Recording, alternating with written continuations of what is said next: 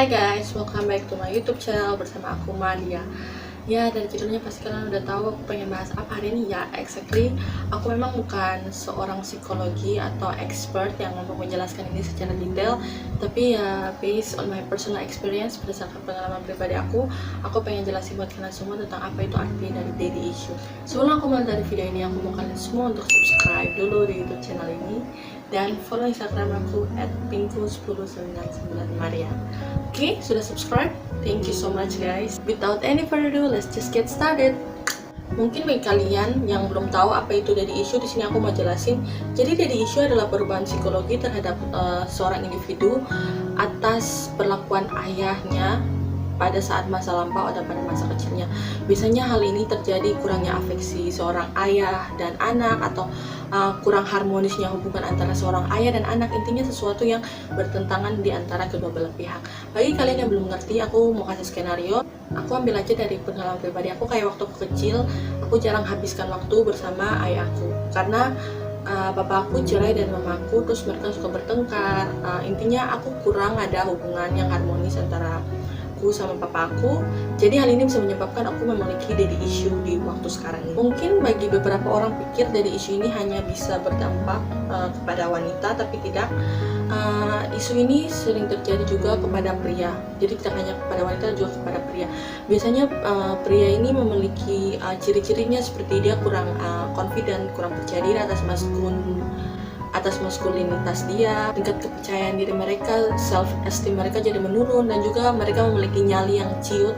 Mereka nggak memiliki nyali yang besar seperti laki-laki pada umumnya karena mereka tidak menghabiskan waktu yang banyak bersama ayah mereka yang seharusnya mengajarkan mereka tentang seperti apa menjadi laki-laki. Biasanya daddy issue ini memiliki dampak yang cukup besar dan dampak yang cukup banyak, tergantung dari seberapa besar trauma yang kalian miliki, seberapa ketidakharmonisan hubungan kalian bersama ayah kalian. Di sini aku bakalan sebutin beberapa dampaknya. Biasanya dampak yang didapatkan dari daddy issue ini lebih mencondong kepada dunia percintaan.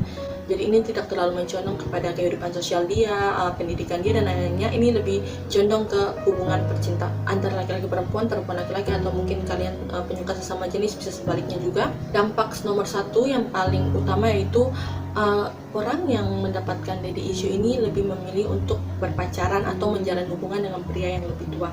Jadi mungkin biasanya kalian bisa lihat cewek yang dapat daddy issue itu dia lebih tertarik kepada pria yang lebih tua. Kayak misalnya umur aku 18 tahun, aku lebih suka pria yang umur 30 tahun, 40 tahun. Mengapa? Ini bukan artinya karena jenis-jenis penyakit gitu, enggak, tapi ini karena dia memerlukan seorang laki-laki yang lebih tua yang memiliki figur yang sama seperti ayahnya dan bisa melengkapi kedua kebutuhan dia, entah itu kebutuhan percintaan dan juga afeksi yang dia kurang dapatkan sejak dia masih kecil bersama ayahnya. Nomor dua yaitu orang yang mendapatkan daddy issue ini memiliki tingkat ekspektasi yang sangat teramat tinggi dalam hubungan percintaan. Jadi orangnya itu mau hubungan percintaan yang perfect banget, yang gak ada flaws, gak ada kurangnya. Terus kalau misalnya terjadi pertengkaran antara kedua pasangan, biasanya orang yang mendapatkan daddy issue ini dia lebih memperhatikan sisi yang negatif dibandingkan dari sisi yang positif, dikarenakan dia pikir, oh jadi kamu nih buat negatif ini sama kayak bapak aku. Intinya dia kayak kaitkan akibat saking traumanya sampai itu disimpan di otak dia, langsung dia melihat segala hal itu hanya dari sisi negatif, bukan dari sisi positif. Nomor tiga yaitu memiliki tingkat kecemasan yang tinggi. Tingkat kecemasan yang tinggi ini bukan karena cemas kayak takut atau gimana gitu, tapi ini kayak memiliki tingkat kecemasan yang teramat tinggi kalau misalnya pasangannya jauh dari dia. Kayak misalnya korban daddy issue ini dia merasa kayak terancam, dia rasa kayak takut, sedih kalau pasangannya jauh, soalnya dia nggak bakalan dapat cinta dari pacarnya. Dan juga dia berpikir kalau misalnya kalau pacarku jauh, nanti aku sama kayak masa lalu aku juga, soalnya ayah aku ninggalin aku, ayah aku nggak kasih afeksi yang cukup, perhatian yang cukup. Makanya dia tuh jadi kayak paranoid gitu, jadi kayak anxious kalau pasangannya jauh dari dia. Terus selain kecemasan, orang yang menjadi korban daddy issue ini biasanya dia takut banget untuk sendirian, dia nggak bisa untuk menjadi single. Jadi literally dia nggak bisa hidup tanpa pasangan. Jadi karena dia pikir waktu kecil ayahnya ninggalin dia sendirian, makanya dia butuh seorang lawan jenis yang sama seperti ayahnya supaya bisa mendampingi dia juga. Makanya ini kalian bisa lihat orang yang memiliki daddy issue ini, dia kayak merasa kayak cemas, kayak gimana ya, orang Indo itu bilang kayak kita harudang gitu kalau misalnya nggak ada pacar, jadi kayak pengen cepet-cepet punya pacar akibat takut sendirian. Nomor 4 yaitu memiliki self esteem yang low. Self esteem yang low di sini ia merasa dirinya kurang cukup terhadap orang banyak, atau bisa dibilang lack of self confidence, kurangnya percaya diri dan kurangnya mencintai diri sendiri, serta selalu merasa bersalah di setiap action, di setiap perilaku yang dia lakukan. Oke, aku kasih skenario di sini kayak misalnya karena ayah aku ninggalin aku waktu kecil, aku jadi mikir apa yang salah dari aku, apa yang kurang dari aku, emangnya aku kurang cantik, emangnya aku kurang pintar, kira-kira apa alasannya. Nah, hal ini membuat aku sampai dewasa nanti aku jadi berpikir, wah, aku nggak percaya diri nih, muka aku nggak cantik, inilah alasan kenapa aku ninggalin aku, karena aku nggak cantik. Jadi hal ini terjadi terus menerus, dan juga dia merasa bersalah dan merasa kehilangan kalau berkata tidak kepada orang. Kayak misalnya kalau kawan aku ngajak jalan, terus aku sibuk banget karena aku ada daddy issue, aku nggak mau katakan tidak, jadi aku bilang iya aja. Soalnya mindset aku udah mikir kalau misalnya aku menolak teman aku, ajakan teman aku kayak rasa bersalah banget, kayak intinya kayak rasa bersalah, terus aku kayak merasa kehilangan gitu. Aku rasa kehilangan, kayak aku nolak ajakan teman aku buat jalan-jalan, nanti gimana kalau dia ketemu teman lain, nanti gimana kalau dia ketemu orang lain. Jadi pikirannya tuh dia kayak cemas, super cemas gitu, untuk kehilangan dan takut untuk berkata tidak karena dia tidak mau merasa bersalah. Nomor kelima yaitu trust issue. Trust issue ini artinya susah untuk mempercayai orang. Yap, I know. Mungkin kalian pernah dengar trust issue sebelumnya, entah di film, di internet, dan lain-lain. Biasanya orang yang menjadi korban dari issue ini memiliki trust issue yang sangat tinggi. Kayak misalnya biar dia udah pacaran 1 tahun sama pacarnya, dia masih kayak trust issue-nya tuh masih tinggi banget. Jadi kayak dia mikir, kayak misalnya pacarku bilang, sayang bentar ya, nanti aku telepon, aku lagi mandi. Karena saking trust issue aku tinggi, aku jadi mikirnya temparan, kayaknya dia gak mandi deh, kayaknya dia bohong aja, kayaknya dia ketemu cewek lain, atau dia teleponan sama cewek lain. Nah, ini dinamakan trust issue. Dan juga kayak misalnya aku baru kenalan sama cowok ini 1 minggu, terus aku pikir, aku gak perlu harus percaya cowok ini, soalnya aku tahu pasti dia bakalan ninggalin aku kayak papa aku. Cowok itu semuanya sama aja deh kayak papaku. Nah, jadi ini menyebabkan trust issue yang terjadi terus menerus. Nomor 6 yaitu memiliki tingkat kecemburuan yang sangat tinggi. I know guys, ini biasanya terjadi karena korban daddy issue ini takut orang yang dia cintai bakalan pergi sama orang lain, sama halnya yang dilakukan ayahnya waktu dia kecil. Kayak misalnya aku punya pacar, terus pacar aku bicara sama teman sekelas dia, aku tingkat cemburunya tinggi banget, terus aku udah mikirnya panjang kayak mereka temenan, ya aku tahu pasti mereka pacar, ya pasti dia ninggalin aku, sama kayak bapak aku ninggalin aku waktu kecil. Jadi tingkat kecemburuan dan posesif itu tinggi banget terhadap pasangan. Nomor 7, selalu jatuh cinta kepada orang yang hanya memanfaatkan dirimu. I know guys, mungkin ini di bawah alam sadar, tapi orang yang memiliki daddy issue ini perlahan-lahan dia selalu jatuh cinta kepada pria yang ujung-ujungnya cuma mau manfaatin dia, cuma mau gunain tubuh dia.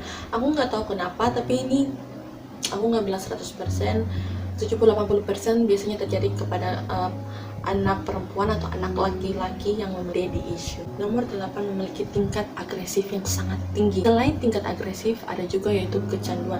Biasanya korban daddy issue ini aku sini agak eksplisit aja ya.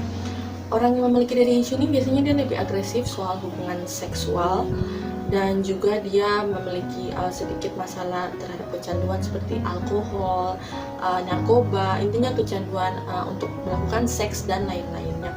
Karena aku nggak bilang ini proof 100% scientificnya, tapi base pengalaman pribadi aku dan orang-orang lainnya aku lihat yang memiliki daddy issue juga, mereka kayak bawaannya tuh stres, kayak mikir, sama kayak poin sebelumnya aku bilang tadi, kayak dia pikir dirinya tuh nggak terlalu cukup untuk diterima orang banyak, makanya dia kayak mulai melakukan hal-hal yang nakal, dia mulai mengonsumsi alkohol yang jumlahnya berlebihan, narkoba, dan lain-lain. Aku nggak bisa bilang ini dampak positif atau negatif karena tergantung dari orang-orang pada umumnya.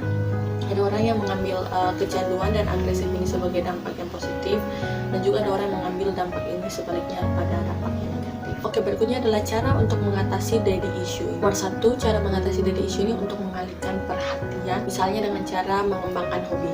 Kayak misalnya, again and again aku menggunakan diriku sebagai example.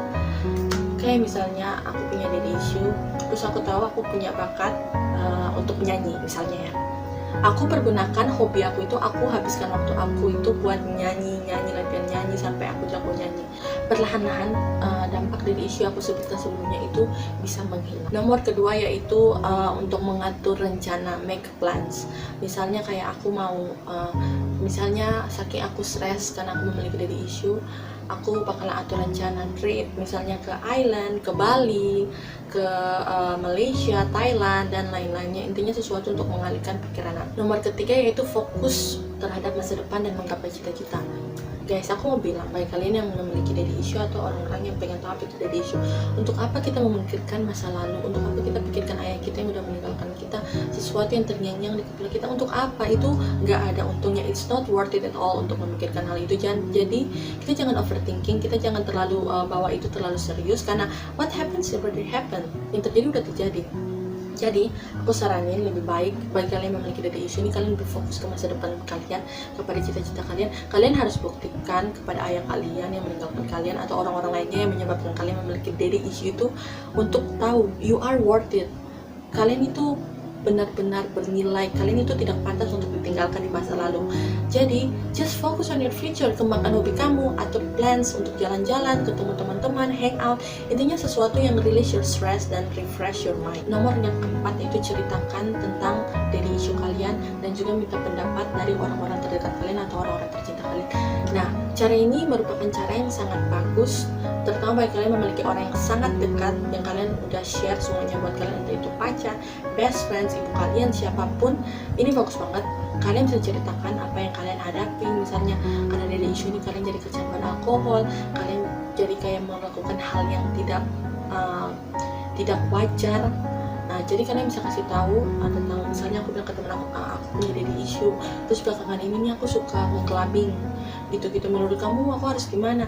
Karena orang terdekat itu memiliki pendapat yang sangat jujur dan mereka bersedia untuk membantu kita bagaimanapun kondisi kita. Merupakan cara yang bagus tanpa membuang biaya kalian. Kalian cukup temui orang yang kalian anggap udah dekat, yang kalian bisa percayai untuk menyampaikan hal ini. Nomor 5, membaca atau menonton motivasi yang bisa membangkitkan semangat kalian. Nah, kayak yang aku bilang sebelumnya, kalian bisa cari buku di perpustakaan, kalian bisa cari buku di toko buku tentang motivasi untuk menggapai masa depan, kalian bisa nonton di YouTube, cara mengatasi daddy issue, dan lain-lain. Semakin kalian fokus terhadap hal-hal ini, kalian semakin memiliki motivasi untuk menjadi lebih maju ke depannya. Bukan hanya stuck, bukan hanya menonton di tempat gitu aja, mikirin tentang ayah kalian, mikirin tentang masalah kalian, mikirin tentang hal-hal yang tidak seharusnya kalian pikir. Nomor ke-6 yaitu memberikan kesempatan dan membuka pintu hati kepada pria lain. Aku tahu mungkin kalian yang memiliki daddy issue ini, kalian jadi sulit mempercayai pria, kalian jadi sukanya sama pria F-boy yang nakal-nakal gitu. Tapi why not? Kita berikan kesempatan satu kali lagi, coba aja kalian memiliki daddy issue ini untuk mencoba untuk menjalani hubungan yang normal sama seperti pasangan umumnya, without overprotective, without clingy, without sesuatu yang membuat pacar kalian jadi kayak gak suka sama kalian.